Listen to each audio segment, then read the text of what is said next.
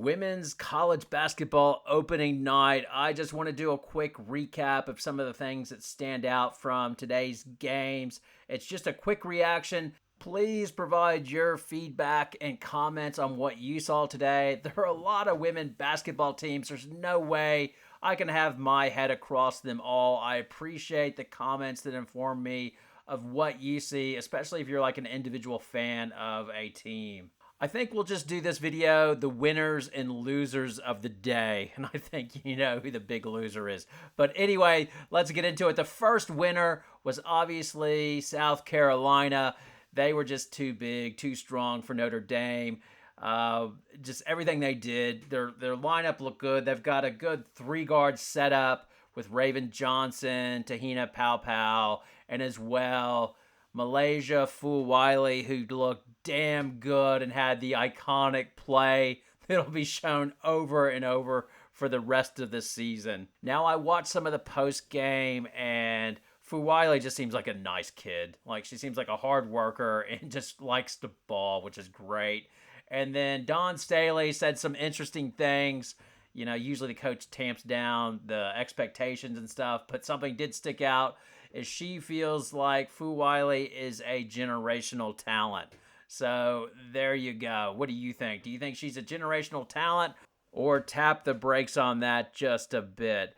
The other, well, you know, you might say Notre Dame was a loser today, but man, they had good things happen for them as well, I think, in my opinion, because they have a point guard in Hannah Hidalgo. She showed up and was about the only person, which you need to look for the, what would you say, the silver lining in the dark cloud. She would be it. She went for 31 points. I think she had 7 turnovers, but she was the one consistent scoring option on the court for them.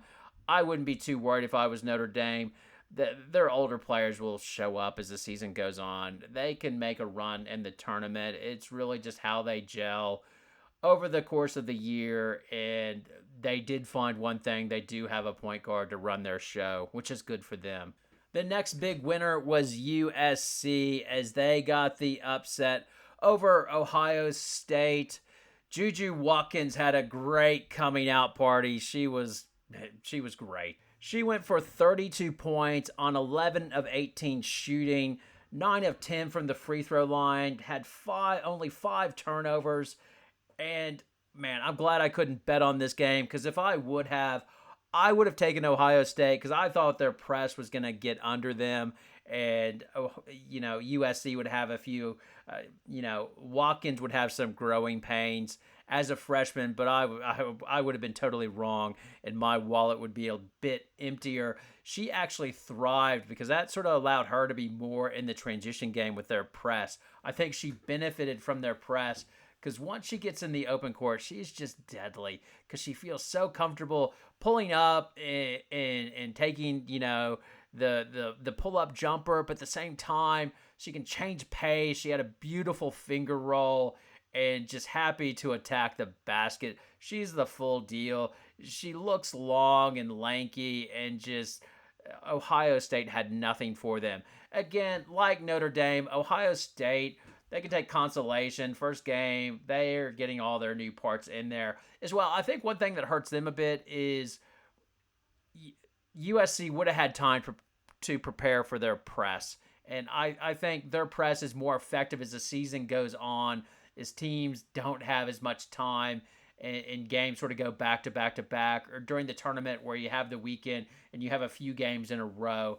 I think that's when their press, they can really take advantage of teams. But when USC would have been working on it for about a week probably, and they really exposed them. The last thing with Ohio State, they need to do some practice with passing into the high post. I think Rhea Marshall, she destroyed them. She had 3 turnovers picking their pockets, the high post. It was she just dominated everything. They had no answer for Marshall. Now the next game, and the big winner of the day by far, is Colorado. They took on the defending champion and just kicked them in the junk and said, "No, we're going to pants you right here." They just were all over them. They basically blew them out from the opening tip, and just outplayed them thoroughly the whole entire game. Now, Foreman obviously is the star of the game. Like, everything she put up went in. It was ridiculous, but the real story here is LSU and how they looked. Fortunately for me, I had a video of, oh my God, how great is LSU just a few days before, which, if you look at that video now, it's ridiculous. Not only that, I got copyright issues, so I had to trim it all. And I went back and looked at it. It makes totally no sense now anyway. Oh, God, I'll probably take it down, but if I take it down now, people will think, oh, he's taking it down because he's an idiot. No, I know I'm an idiot, trust me. But but now it makes no sense because I've cut parts out. It just, yeah, I hate it. But anyway, we'll leave it up there as my legacy. Oh my God, LSU is so awesome, and then they get their ass kicked by Colorado. But in truth, again, it's overreaction. I think they'll be fine. And God, if I could, I'm not going to delete the comment. Somebody, sent me a comment about, Mulkey, I've teased Mulkey about her schedule, and somebody said, Mulkey's doing this because she wants the team to gel, and she's really worried about Colorado, and it's like, Kim Mulkey has a bit of Lou Holtz in her. They'll crush Colorado. I thought they'd take Colorado by 20. So, God, thank God I didn't have any money on this game as well, man. My wallet would really be empty. What stands out or the winner, I would say, from the LSU side is Alexis Morris. You just forget how good and how much she did for LSU last year. I still think LSU is going to be fine. It's going to take them time to gel. Unfortunately, Morrow had that injury to her knee. I haven't seen anything more on that. It looked like it sort of gave way, but then she walked off comfortably. I didn't see them doing a Lockman's or anything like that, so I'm hoping it's not like an ACL, but who knows? We'll hope for the best there. That's and one of the few things that I got right in the previous video I mentioned was their depth. I mean, if there's one team that can afford to lose a frontline player, it would be LSU, just because of all the depth they have. Because Samaya Smith looks good. Like, she's hitting shots, getting points, and I think she went 6 for 8, had 5 rebounds, 16 points. She was one of their better players out there tonight. Falaje Johnson, I'm not sure what's going on with her. It started with the opening when she threw the pass to Reese, and she only got 18 minutes, so I don't know she looked, like I said, in the first game, and the opponent wasn't great. She was hitting everything, but tonight she was 1 of 3, limited playing time, 3 points, and that's the other one that stands out. The other thing long-term they need to worry about, or not worry about, but is HVL going to get picked on and ISO'd on defense? It looked at times, from the few highlights I saw, they were sort of putting her a lot in pick and roll, and that would be the question. That would be my concern, but it's so early. If I'm an LSU fan, I wouldn't be. They would be almost. They lost, but I wonder if Kim Mulkey's actually a winner. She always winds up doing this, but I reckon she's almost a winner, because if you want to lose early, get your team's attention, and that really allows you to focus for SEC. And they're going to be setting this up. Look at all the crap we took when we lost, and everybody's against us, and they're laughing at us. We need to come together as team and everything else. It's us against the world. They will love that, and they will be fine. Now, the last thing, the real true winner of the night were freshmen, or high-profile freshmen. And let's just do a quick ranking. I'm looking at the ESPN W rankings. And do you think they still hold up? First game, overreaction. Judah Watkins, number 1. Yeah, I'm happy with that. She delivered. She got the win.